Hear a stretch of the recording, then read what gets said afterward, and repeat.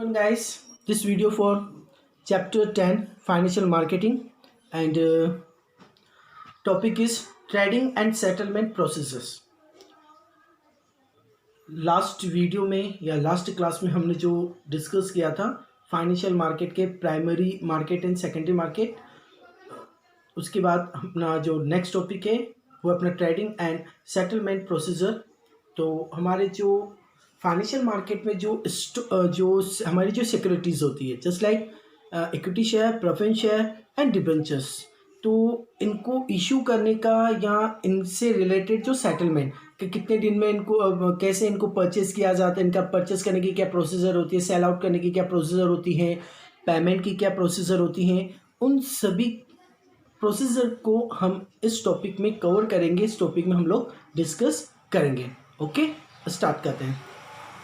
Trading and settlement procedure. Trading in security is now executed through an online screen based electronic trading system. तो अपनी securities यानी जो भी मैंने आप लोगों को भी बताया था, security in the sense share capital, equity, preference share and debentures, इनका जो एग्जीक्यूशंस होता है, इनकी जो ट्रेडिंग होती है या इनका जो परचेज एंड सेल आउट जो होता है, इनका जो सिस्टम है वो पूरा ऑल ओवर सिस्टम अपना online and screen based electronic trading system बन चुका है। Simply put, all buying and selling of share and debentures are done through a computer terminal.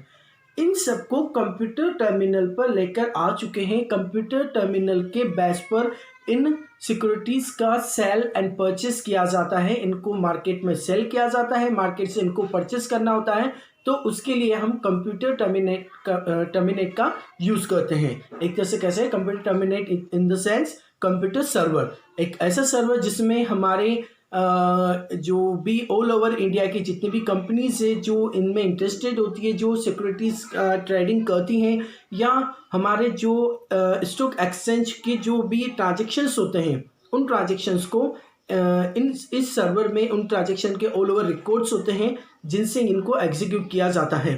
There was a time when in the open outcry system securities were bought and sold on the floor of the stock exchange। तो ये जो time है अपना, इस time में यह एक openly आउटरी system है, यानी एक ओपन सिस्टम है। उस रूफ यानी स्टॉक एक्सचेंज की जो बिल्डिंग है, उसकी जो रूफ है, वहां से निकलकर बाहर की दुनिया में निकला हुआ एक, यानी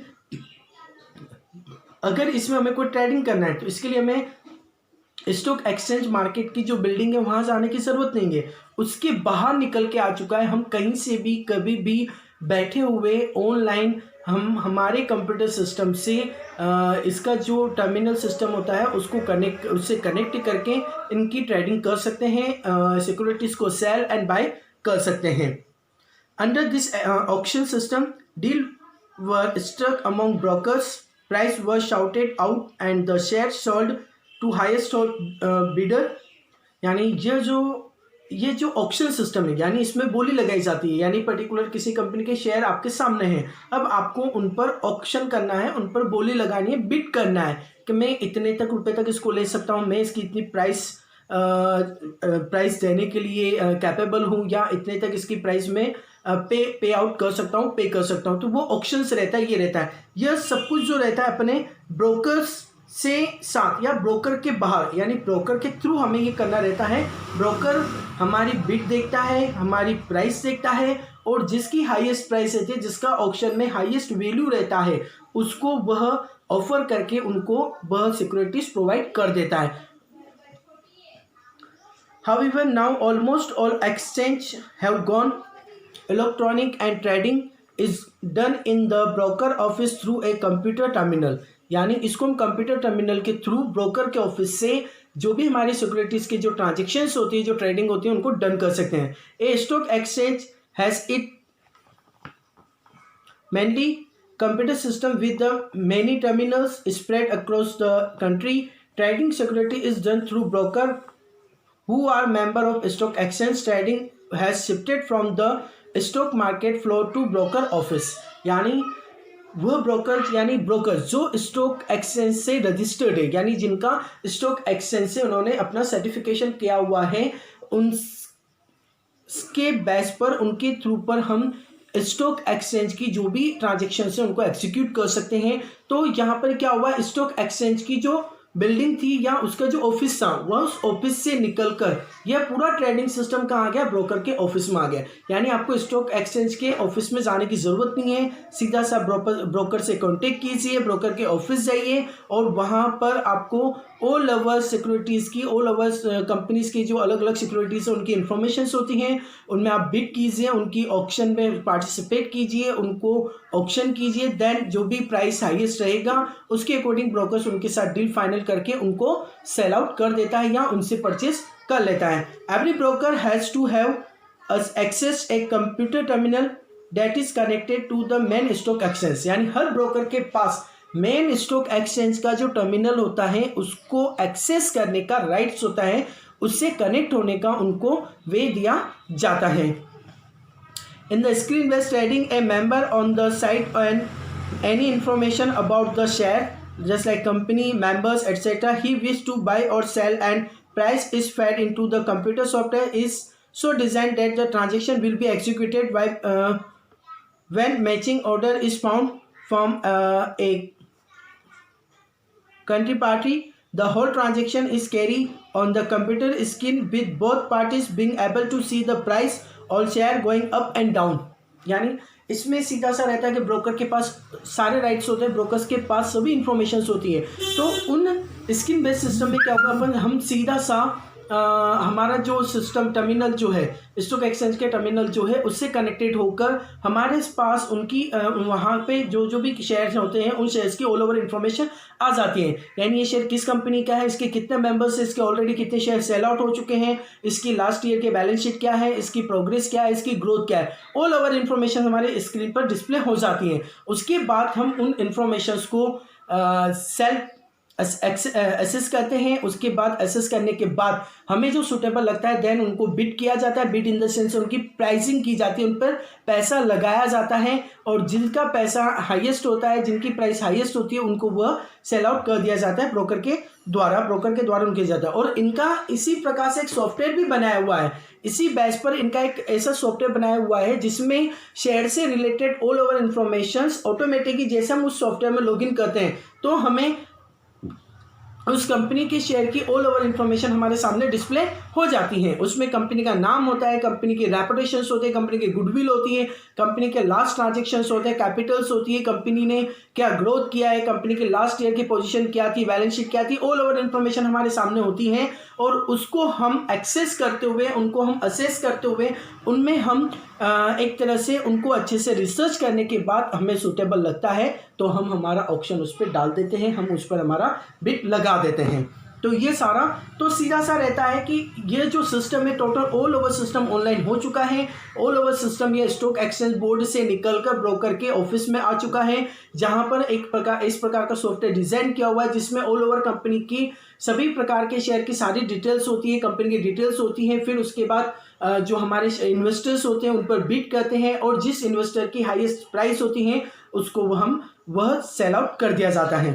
The whole transaction is scanned on the computer screen with both parties being able to see the pricing और shares, यानी दोनों पार्टीज यानी इन्वेस्टर्स और सेलर, जो इन्वेस्ट करना चाहता है, जो बाई करना चाहता है उसकी स्क्रीन पर भी और जो सेल करना चाहता है उसकी स्क्रीन पर भी ऑल ओवर इंफॉर्मेशन रहती है। हर प्राइस जो रहती है, प्राइस का अप एंड डाउन, प्राइस बढ़ना कम होना, वो सारी इंफॉर्मेशन उसमें दिया हुआ रहता है। Time during the time that business transact and during business hours of stock exchange the computer in the broker office is constant matching the order at the best bid offer price, यानी सीधा सा उसके सामने all over information रहेगी। Information के base पर computer terminal पर से ब्रोकर के कंप्यूटर से जो भी उस पर बेस्ट बिड करेगा, अच्छा प्राइस लगाएगा, उसको वो सेल आउट कर दिया जाएगा।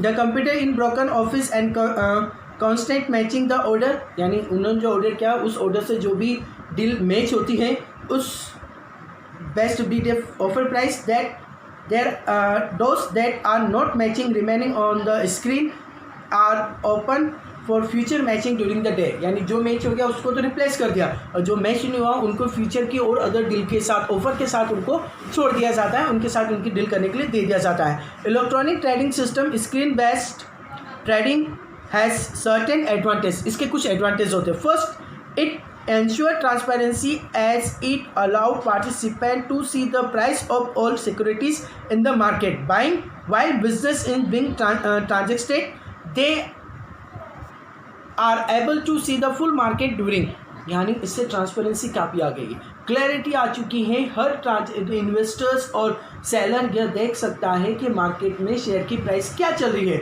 मार्केट की प्राइस अप हो रही है या डाउन हो रही है। डाउन हो रहा है तो आपको सेल आउट करना चाहिए, अप चल रहा है तो आप इसको परचेस करके देख सकते हैं। तो इससे हमारे ऑल ओवर मार्केट का ओवरव्यू हमारे सामने होता है, तो इससे हमारे बिजनेस में अच्छी बिजनेस की या स्टॉक एक्सचेंज के जो ट्रांजेक्शन्स होते हैं उनकी ट्रांसपेरेंसी बढ़ जाती है। It increase efficiency of information being passed on, thus helping the fixing. Yes.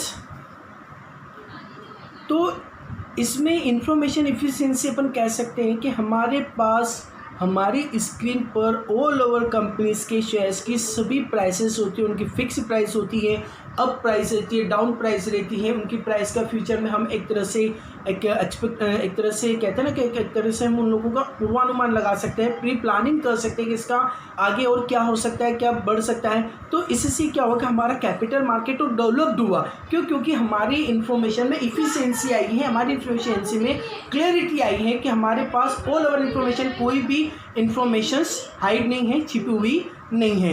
It increase the efficiency of operation since there is reduction in time, cost and risk और error. तो इससे हमारे जो ऑपरेशंस हैं उनकी इफिशिएंसी भी बढ़ी, यानी हमारा जो वर्क होता है, हम जो इसमें ट्रांजेक्शन्स करते हैं उनमें भी हमारी काफ़ी इफिशिएंसी बढ़ी, उनमें भी काफ़ी क्लैरिटी आई, उनमें भी काफ़ी पारदर्शिता आई है। तो और इसके साथ ही साथ इससे हमारा टाइम भी बचता है, हमारी कॉस्ट भी बचती है और रिस्क भी काफ़ी कम हो जाती है। क्योंकि टाइम तो इसलिए बचेगा कि अपन कभी भी इसको देख सकते हैं, इसके लिए स्पेशल टाइम निकालने की ज़रूरत नहीं होती है। और कॉस्टिंग इसलिए बचती है कि हमें एक हमारी स्क्रीन पर ऑल ओवर कंपनी के सारे शेयर्स या सिक्योरिटीज़ की डिटेल्स हमारे सामने आ जाती है।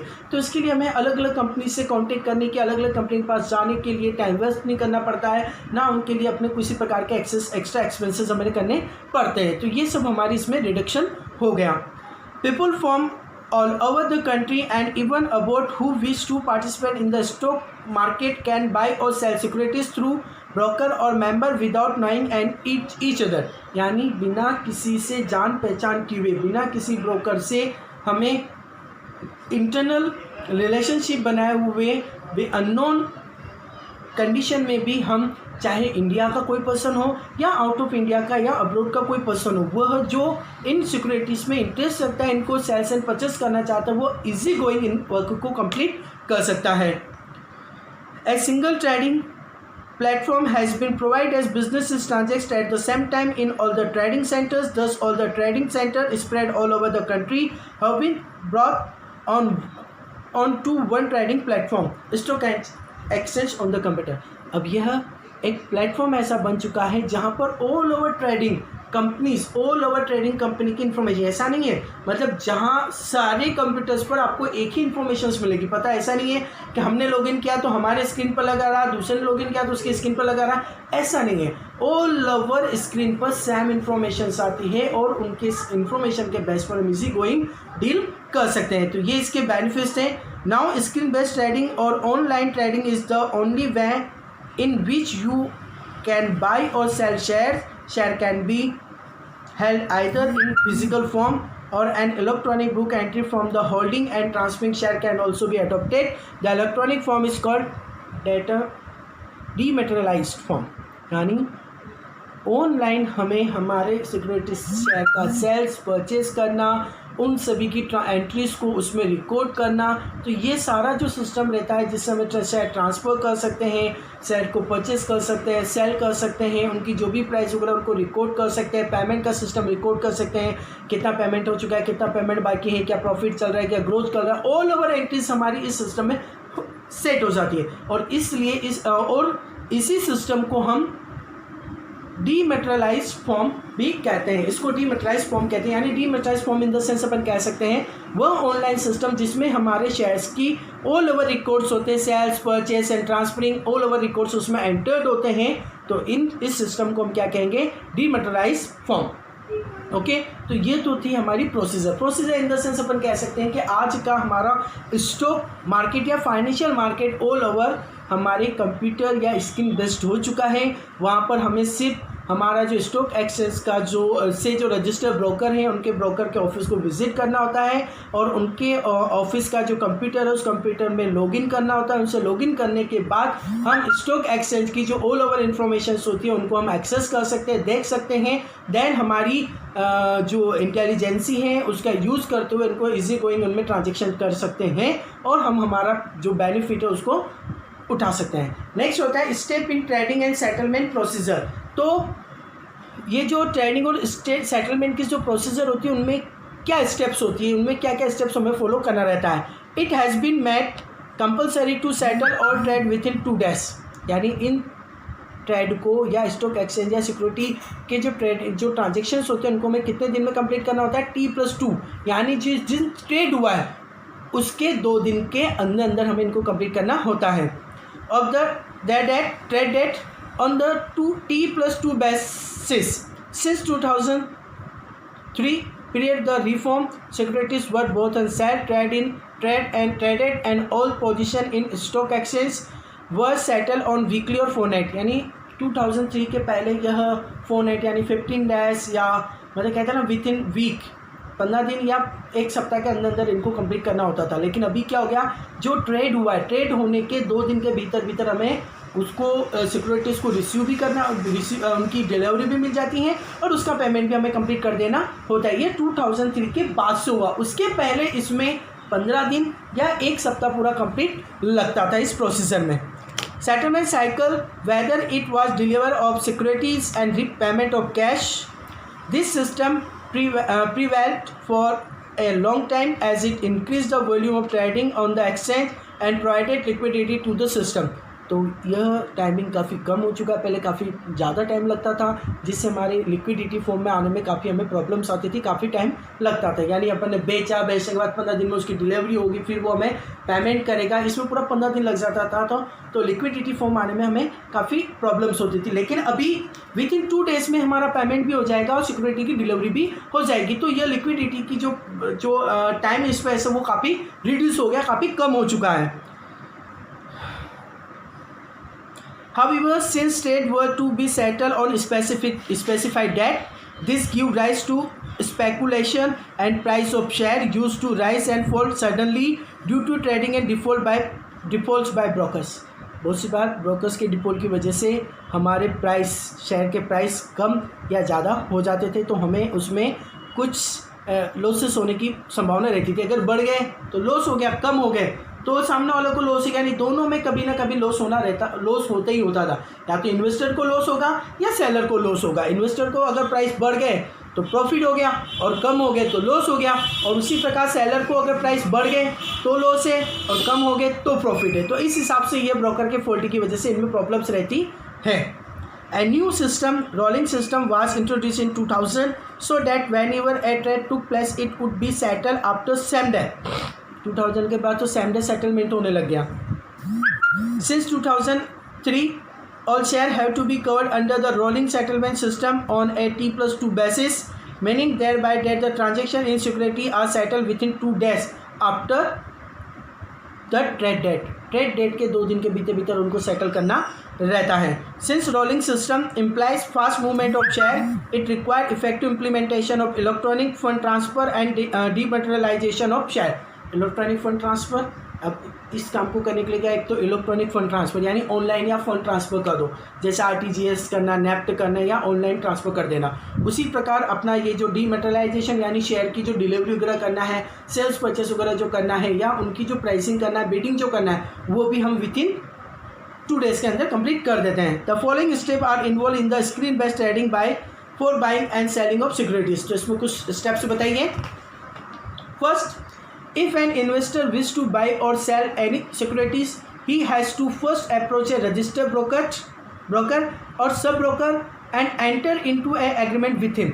यानी अगर कोई भी इन्वेस्टर जो सिक्योरिटीज़ को परचेज या सेल करना चाहता है तो उसके लिए सबसे पहले उसको रजिस्टर ब्रोकर या सब ब्रोकर से कांटेक्ट करना होगा, उनसे मिलना होगा और उनके साथ एक एग्रीमेंट साइन करना होगा। The investor has to sign a broker client agreement and client registration form before placing an order. यानी जो ब्रोकर का जो क्लाइंट है उसके साथ एग्रीमेंट साइन करना रहता है हमारे ऑर्डर को प्लेस करने से पहले। He has also provide certain other details and information। इसके साथ उनको ये डिटेल्स देनी होती हैं। पैन कार्ड नंबर ये मैंडेटरी है, date of birth and address, education qualification, occupation, residential status मतलब इंडियन या NRI है, bank account details, depository account detail, name of any other broker with whom registered. अगर कोई अदर ब्रोकर है जो उसके साथ रजिस्टर्ड हो तो उसका नाम देना पड़ेगा। Client code number in the client registration form, और इसमें हमें क्लाइंट का कोड भी मिल जाएगा रजिस्ट्रेशन फॉर्म में। The broker then open a trading account in the name of the investor. उसके बाद ब्रोकर ये डिटेल दे दिया, उसके बाद ब्रोकर इन्वेस्टर का एक अकाउंट ओपन कर देता है। The investor has to open a demat account or beneficial owner account with the depository participant. तो ओपन है तो उसके बाद इन्वेस्टर का एक क्या बोलते हैं अपना अकाउंट ओपन हो जाता है, डीमैट अकाउंट ओपन हो जाता है, या अपन उसको बेनिफिशियरी ओनर अकाउंट भी कहते हैं, with depository participant for holding and transferring securities in demat form. He will also have to open a bank account for cash transaction in the security market. और इसके डीमैट अकाउंट के साथ साथ एक bank account भी खोला जाता है जिसमें कैश ट्रांजेक्शन कंप्लीट करता है।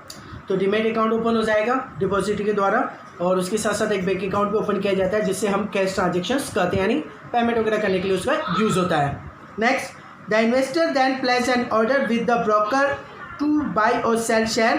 Clear instruction have to be given about the number of share and the price at the which the share should be bought or cell.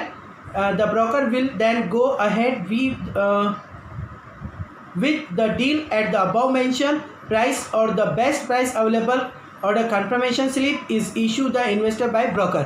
यानी सीधा ब्रोकर से मिले, उससे रजिस्ट्रेशन करवाया, एग्रीमेंट साइन किया और अपना डीमैट अकाउंट ओपन कराया। डीमैट अकाउंट ओपन करने के बाद सीधा सा हमारे पास ऑल ओवर प्राइस की इन्फॉर्मेशंस होती हैं, जिसमें यह इन्फॉर्मेशन देती है हमें कितना शेयर परचेस किया है, किस प्राइस पे प्लेस किया है, किस प्राइस पर हमने उसको परचेस किया है। ये सारी इन्फॉर्मेशन देने के बाद हमारी डील का फाइनल सेटलमेंट फाइनल हो जाती है। उसके बाद आपको ब्रोकर से एक स्लिप इशू कर दी जाती है।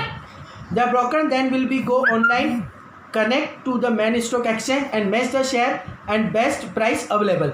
और जो हमने डील फाइनल किया उस डील के अकॉर्डिंग वह ऑनलाइन कनेक्ट होता है स्टॉक एक्सचेंज बोर्ड से, देन उसका फाइंड करता है, उस ट्रांजेक्शन को फाइंड करता है, और जैसे ही उस प्रकार की डील उसको फाइंड होती है जो भी अवेलेबल्स है, when the share can be bought, sold, the price mentioned it be communicated to the broker terminal and the order will be executed electronically।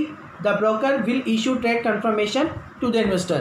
यानी वो ऑनलाइन गया, उसने उसकी डील को मतलब जो भी उसको ऑफर किया था उस ऑफर को फाइंड किया, ऑफर फाइंड होने के बाद सीधा सा वो उसको डील को फाइनल कर देता है और उसका एक कंफर्मेशन लेटर इन्वेस्टर को सेंड कर देता है। After the trade has been executed within 24 hours, the broker issue a contract note।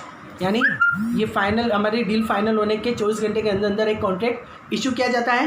This note contact detail of the number of share bought or sold, the price, the date and time of deal and the broker charges। This is important document as it is legally enforces and help to settle dispute and claim between the investor and broker। A unique order contract order code number of assigned to the each transaction by the stock exchange। यानी यह जो मिलता है जिस ये जो अपने को कॉन्ट्रैक्ट नोट जो होता है जिसमें हमारा कितने शेयर परचेस किए, किस प्राइस पे परचेस किए और हमारे ब्रोकर का क्या चार्जेस हुआ, वो सब कुछ उसमें मेंशन होता है। और ये एक इम्पोर्टेंट कॉन्ट्रैक्ट नोट होता है जिससे हमारे फ्यूचर में अगर ब्रोकर और हमारे बीच में कोई डिस्प्यूट हो जाता है तो इसके बेस पर उस पर क्लेम करके उसको अपना जो भी कुछ रहता है उसका सेटलमेंट कर सकते हैं। और इसके लिए हर ट्रांजेक्शन का हमें एक कोड भी जनरेट किया जाता है। Now the investor has to deliver the share sold by the pay cash of the share brought. This should be done immediately after the receiving the contract note or before the day when the broker shall be prepayment or delivered of share to exchange, this is called the pay in day। यानी जैसे हमें यह contract note मिल जाता है उसके बाद हमें on day payment करना होता है और उनकी डिलीवरी हमें रिसीव करनी होती है, तो इसको अपन पे इन डे कहते हैं। कैश इज पेड और securities are delivered on pay in day, यानी कैश किया, पेमेंट किया और डिलीवरी ली, which is before the T+2 days as the deal has been settled and finalized on the T+2 day। और ये T+2 day के अंदर हमारी सेटलमेंट किसको फाइनलाइज, डील को फाइनलाइज करना रहता है। The settlement cycle is the on T+2 day on rolling settlement basis 1 अप्रैल 2003। अभी ये कब से चल रहा है अपना, 1 अप्रैल 2003 से T+2 डे का फॉर्मूला अप्लाई होने लगा है। On the T+2 day the exchange will be deliver the share और make a payment to the other broker, this is called the pay out day. अगर यही काम जिस ब्रोकर से अपन ने लिया है और अदर ब्रोकर के बेस पर किया जाता है या अदर ब्रोकर को सेल आउट कर दिया जाता है, अगर ब्रोकर के साथ इसको डील फाइनल कर लिया जाता है, तो ये क्या हो जाएगा, पे आउट डे। ये पे इन डे तो वो था जिस ब्रोकर से हमने सेटलमेंट किया उससे लिया वो, और अगर अदर ब्रोकर के साथ हमारा डीलिंग होता है तो पे आउट डे हो जाता है। The broker then has been make payment to the investor within 24 hours of the day out day since has already receive payment from the exchange. यानी परचेस करेंगे तो पे इन डे हो गया और सेल करेंगे तो पे आउट डे हो गया। The broker can make delivery of share in demat from directly to the investor demat account, उसके डीमेट अकाउंट में उसकी डायरेक्टली डिलीवरी कर देता है। The investor has to give detail of his demat account and instruct his depository participant to take delivery of securities directly in beneficiary owner account. यानी demat account में तो अपने ये आगे इतना शेयर आपने परचेस कर लिया वो अपने डेबिट क्रेडिट हो गया, और पेमेंट जो हमारा ओनर है जिसके शेयर परचेस किए उसके अकाउंट में फाइनल कर दिया जाता है। तो ये इसकी प्रोसीजर होती है। Okay guys, thank you very much.